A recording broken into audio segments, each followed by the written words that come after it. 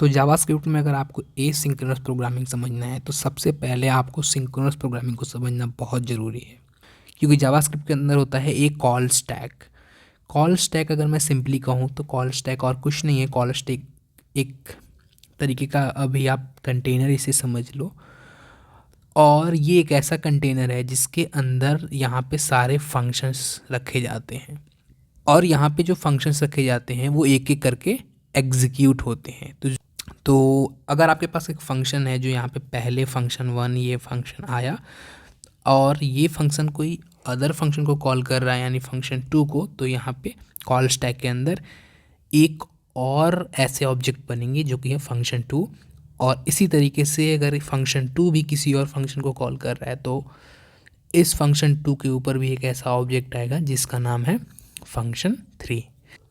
तो call stack के अंदर इस तरीके से चीज़ें अरेंज रहती हैं और एक एक का एग्जीक्यूशन होता है। तो यहाँ पे जो फंक्शन 2 है वो फंक्शन 3 को कॉल किया तो पहले फंक्शन 3 अपना एग्जीक्यूशन कंप्लीट करेगा, और उसके बाद जैसे इसका एग्जीक्यूशन कंप्लीट हो जाएगा ये कॉल स्टैक से बाहर निकल जाएगा, और वो जो कॉल स्टैक है वो अपना कंट्रोल F2 को देगा और ऐसे ही F1 के पास आएगा। तो मेरा बताने का पर्पस ये है कि जो ऑर्डर ऑफ एग्जीक्यूशन होते हैं वो कॉल स्टैक के ऊपर निर्भर करते हैं। तो सिंक्रोनस प्रोग्रामिंग है क्योंकि जावास्क्रिप्ट के पास एक ही कॉल थ्रेड है, और फॉर एग्जांपल कोई ऐसा फंक्शन है जो बहुत लॉन्ग रनिंग वर्क कर रहा है। फॉर एग्जांपल ऐसे ये F2 एक फंक्शन है जो एक लूप को 1000 टाइम रन कर रहा है। तो ये बात ऑब्वियस है कि अगर एक लूप 1000 या 10,000 बार एग्जीक्यूट होगा तो वो टाइम लेगा, जिस तरीके के उसके अंदर स्टेटमेंट लिखे होंगे। लेकिन ब्राउज़र का पर्पस है इंटरेक्शन करना। तो फॉर एग्जांपल अगर एक काम हो रहा होगा, फॉर एग्जांपल यहाँ पे एक फंक्शन है जो 10,000 बार एक स्टेटमेंट को एग्जीक्यूट कर रहा है, उस पॉइंट ऑफ टाइम पे ब्राउज़र के अंदर हम कोई भी इवेंट परफॉर्म नहीं कर पाएंगे। फॉर एग्जांपल यहाँ पे एक बटन है या यहाँ पे एक इनपुट बॉक्स है, तो जब तक ये एग्जीक्यूशन होता रहेगा इस F2 फंक्शन का, तब तक हम इस पर्टिकुलर बटन के ऊपर क्लिक नहीं कर सकते, इस इनपुट एलिमेंट के ऊपर टाइप नहीं कर सकते। ऐसा इसलिए कि जब भी हम इवेंट को परफॉर्म कर रहे होते हैं तो कॉल स्टैक में यहाँ पे हमारे पास एक प्रॉपर फंक्शन का एग्जीक्यूशन होता है। तो इसीलिए यहाँ पे एसिंक्रोनस प्रोग्रामिंग इम्पॉर्टेंट होती है, क्योंकि एसिंक्रोनस प्रोग्रामिंग के अंदर हम ये करते हैं कि जो भी ऐसे लॉन्ग रनिंग टास्क होते हैं, जैसे यहाँ पे हमारा F2 है, ये बहुत लॉन्ग रनिंग टास्क है, इस पर्टिकुलर टास्क को हम कॉल स्टैक में एग्जीक्यूट नहीं करते। इस पर्टिकुलर टास्क को हम एग्जीक्यूट करते हैं इवेंट लूप में। अब इवेंट लूप एक अपने आप में सेपरेट कॉन्सेप्ट है, तो इवेंट लूप के बारे में यहाँ पे मैं डिस्कस नहीं करूँगा। तो ऐसे टास्क जो लॉन्ग रनिंग टास्क होते हैं उसको हम रन करते हैं इवेंट लूप में, और इस कारण हम अपने डॉक्यूमेंट के ऊपर कोई भी इंटरेक्शन को रोकते नहीं हैं। अभी मैं इन चीज़ों के एग्जांपल से बताने वाला हूँ कोडिंग के थ्रू। तो इस तरीके के लॉन्ग रनिंग टास्क को हम इवेंट लूप में एग्जीक्यूट करते हैं। फॉर एग्जांपल यहाँ पे F2 फंक्शन है वो एग्जीक्यूट हो रहा है, इसके कारण हमारा जो कॉल स्टैक है उसके अंदर केवल और केवल वही इवेंट आएंगे जो बहुत जल्दी फास्टली चीज़ों को प्रोसेस कर दे रही हैं, क्लियर हो जा रही हैं। तो इसी कारण अगर कोई भी इवेंट बटन के ऊपर अटैच होगा तो वो इवेंट जो है वो कॉल स्टैक में जाएगा, एग्जीक्यूट होगा और फिर बाहर निकलेगा। इस तरीके से जो डॉम है उसका इंटरेक्शन रुकेगा नहीं। डॉम पे हम कंटिन्यूसली इंटरेक्ट कर सकते हैं जब तक ये F2 एग्जीक्यूट हो रहा होगा, और जैसे ये F2 का एग्जीक्यूशन कंप्लीट होगा, एग्जीक्यूशन का रिजल्ट हमारे कॉल स्टैक में जाएगा, और कॉल स्टैक में क्योंकि एग्जीक्यूशन का रिजल्ट गया तो कॉल स्टैक में जो भी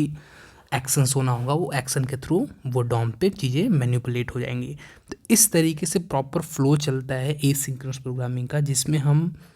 कॉल स्टैक के अंदर उस पर्टिकुलर फंक्शनैलिटी को नहीं रखते अगर कोई भी ऐसे लॉन्ग रनिंग टास्क है तो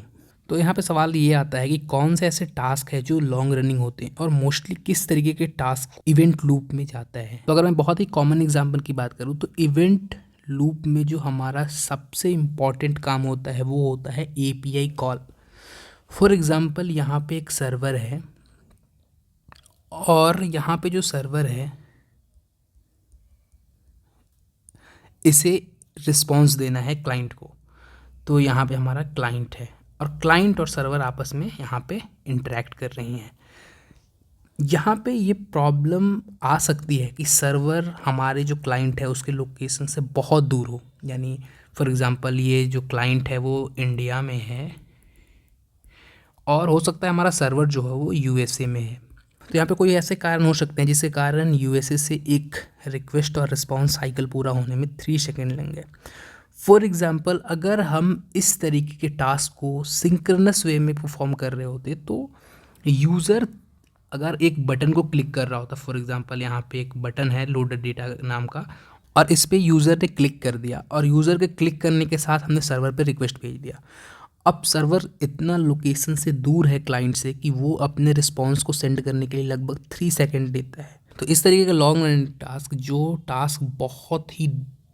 टाइम बाद परफॉर्म होगा या वो बहुत टाइम ले सकता है एक परफॉर्म करने में, तो उस टास्क को अगर हम कॉल स्टैक में रखें तो हमारा जो यूआई है यानी ब्राउज़र के अंदर जो भी और इंटरेक्शन है वो यूज़र नहीं कर पाएगा। फॉर एग्जांपल यहाँ पे लोड डेटा यूज़र ने क्लिक किया और यूज़र चाह रहा है चीज़ें स्क्रॉल करने के लिए, यानी लोड डेटा पे क्लिक होने के बाद, लेकिन वो नहीं कर सकता। क्यों? क्योंकि अगर हम इस तरीके के टास्क को सिंक्रोनस वे में रखें तो हमारे जो जावास्क्रिप्ट है उसका हम कॉल स्टैक को ब्लॉक करेंगे, और कॉल स्टैक को ब्लॉक करने के कारण कोई भी इवेंट परफॉर्म नहीं होगा, चाहे वो स्क्रॉल करने का हो या और कोई इमेज पे क्लिक करने का हो या किसी भी और फॉर्म को फिल करने का हो, वो हम कर नहीं सकते क्योंकि हमारा जो कॉल स्टैक है वो उस पर्टिकुलर लॉन्ग रनिंग टास्क को एग्जीक्यूट कर रहा होगा। इसलिए इस तरीके के जो टास्क होते हैं, जो भी एपीआई कॉल करते हैं, चाहे आप फेच से करें चाहे आप एक्सियोज से करें, ये सारे एपीआई कॉल हमेशा एसिंक्रोनस होते हैं। तो आप जो भी मेथड के थ्रू एपीआई कॉल करते हैं ये सारे एसिंक्रोनस होते हैं। जैसे इसका रिजल्ट आता है वैसे ही हमारे पास एक कॉल बैक फंक्शन मिलता है और इस कॉल बैक फंक्शन के अंदर होता है ऑब्जेक्ट, और इस ऑब्जेक्ट को हम दोबारा अपने डॉम के ऊपर रेंडर कर रहे होते हैं और उसके अकॉर्डिंग हम अपने डेटा को डिस्प्ले करा रहे होते हैं। तो ये है एसिंक्रोनस और सिंक्रोनस के बीच का डिफरेंस। तो ऐसे टास्क जो कि हम लॉन्ग रनिंग टास्क है या हो सकता है वो इवेंचुअली बहुत देर के बाद चीज़ों को कंप्लीट करने वाला है, तो उस तरीके के टास्क को हम एसिंक्रोनसली एग्जीक्यूट कर रहे होते हैं। हम एसिंक्रोनस जो एग्जीक्यूशन होता है वो कहाँ होता है, वो इवेंट लूप के अंदर होता है, जिसके कारण हमारा कॉल स्टैक ब्लॉक नहीं होता। और क्योंकि जावास्क्रिप्ट के पास एक ही कॉल स्टैक होता है तो इसलिए जो डॉम का इंटरेक्शन है वो रुकता नहीं है, वो हम कंटिन्यूसली रूप में कर रहे होते हैं। तो चलते हैं इसको प्रैक्टिकली एग्जांपल के थ्रू देखते हैं कि अगर मैं कुछ लॉन्ग रनिंग टास्क को कॉल स्टैक में ही करने की कोशिश करूं तो कैसे हमारा जो इंटरेक्शन है वो रुकता है। तो यहाँ पे हम आ गए अपने कंप्यूटर स्क्रीन पे और मैं यहाँ पे आपको एक एग्जांपल के थ्रू बताने वाला हूँ कि अगर हम किसी भी ऐसे ऑपरेशंस को करते हैं जो कि लॉन्ग रनिंग हो और हमारा जो मेन थ्रेड है यानी कॉल स्टैक है उसको रोकता हो, तो उस केस में हम कैसे डॉम के ऊपर इंटरेक्शन को नहीं परफॉर्म कर पाएंगे। तो मैंने यहाँ पे सिंपली एक फंक्शन बनाया है प्राइम नंबर निकालने का, और मैं यहाँ पे जो मैक्स प्राइम निकालने वाला हूँ, तो यहाँ पे आई थिंक 1 करोड़ ऐसे कुछ वैल्यू यहाँ पे मैक्स प्राइम मैंने लिया हुआ है। मैंने यहाँ पे सिंपली एक HTML में कुछ चीज़ें ऐड की हैं, जैसे आप देख सकते हो लेबल है, टेक्स्ट इनपुट है और कुछ बटन्स को ऐड किया हुआ है। उसके साथ साथ जो मैंने प्रीवियस एग्जांपल में आपको बताया था कि क्लिक मी पे जैसे ही मैं क्लिक करता हूँ तो यहाँ पे जो हेडिंग का साइज है वो हमारा बड़ा हो जाता है। लेकिन जैसे ही मैं जनरेट प्राइम बटन पे क्लिक करूँगा और ये जो प्राइम नंबर जनरेशन में टाइम लगेगा क्योंकि जो नंबर है वो काफ़ी बड़ा है और हमारा यहाँ पे फॉर लूप चल रहा है 1 बिलियन टाइम्स आई थिंक, और उस फॉर लूप में सिंपली हम इफ़ कंडीशन के बेस पे एक सिंपल ऑपरेशन कर रहे हैं, लेकिन फॉर लूप इतना ज़्यादा चल रहा है कि ये पूरा का पूरा एग्जीक्यूशंस हमारे कॉल स्टैक में होगा, और कॉल स्टैक में ये एग्जीक्यूशन हो रहा होगा तब तक हमारा कॉल स्टैक उस पर्टिकुलर एग्जीक्यूशन को कर रहा होगा, ना कि अगले एग्जीक्यूशन को। तो इस तरीके से यहाँ पे अगर मैं अभी क्लिक करता हूँ क्लिक मी बटन पे, तो आप देख सकते हो कि सिंपली हमारा क्लिक मी बटन अच्छे से वर्क कर रहा है और हेडिंग 1 पे, और हेडिंग 1 को काफ़ी बड़ा कर दे रहा है। तो जैसे ही मैं यहाँ पे जनरेट प्राइम पे क्लिक करता हूँ, तो ये अभी जनरेट प्राइम हो गया, और उसके बाद मैं यहाँ पे क्लिक करता रहूँ, ये तब तक एक्शन को परफॉर्म नहीं कर पाएगा जब तक ये प्राइम नंबर निकल ना जाए। तो आप देख सकते हो कि मैं यहाँ पे कंटिन्यूअस क्लिक कर रहा था, लेकिन हमारा जो हेडिंग है उसकी साइज बड़ी नहीं हुई। और जैसे ही यहाँ पे फिनिश हो गया जनरेशन, अगर फिर से मैं यहाँ पे क्लिक करूँ तो आप देख सकते हो कि जो हेडिंग का साइज़ है वो अब बढ़ गया है। तो इस तरीके के जो लॉन्ग रनिंग टास्क होते हैं जो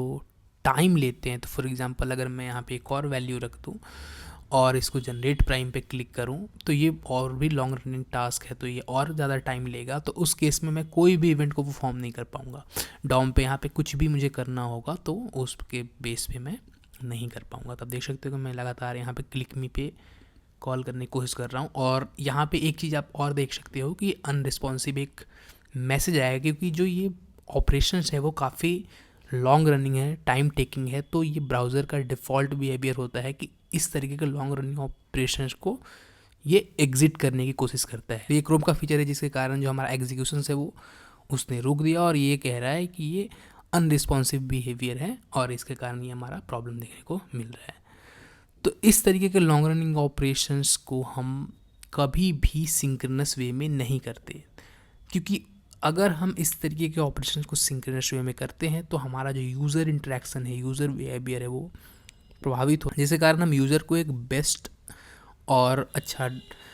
वेबसाइट नहीं दे सकते, क्योंकि वो बीच में ही रुक जाता है, या और भी कई तरह के प्रॉब्लम्स आते हैं, या रिस्पॉन्सिवनेस में प्रॉब्लम्स आ रही होंगी उसको। तो APIs जो भी कॉल्स होती हैं हमारे डॉक्यूमेंट के बाहर से, वो सारी API कॉल होती हैं एसिंक्रोनस मैनर में। और एसिंक्रोनस होने का मतलब यही है कि ये जो भी ऑपरेशंस हैं उसको हम कॉल स्टैक में ना करके इवेंट लूप में परफॉर्म कर रहे होते हैं, और हमारा जो कॉल स्टैक है वो खाली रहता है, जिसके कारण हम डॉम के ऊपर कोई भी ऑपरेशंस को परफॉर्म कर रहे होंगे। तो यही होता है एसिंक्रोनस ऑपरेशंस। और मैंने आपको ये भी बता दिया कि कैसे एसिंक्रोनस ऑपरेशंस के कारण अगर हमारा कॉल स्टैक में एग्जीक्यूशन को परफॉर्म हो रहा होगा तो हमारे जो डॉम पे इंटरेक्शंस हैं वो हम नहीं कर पाएंगे।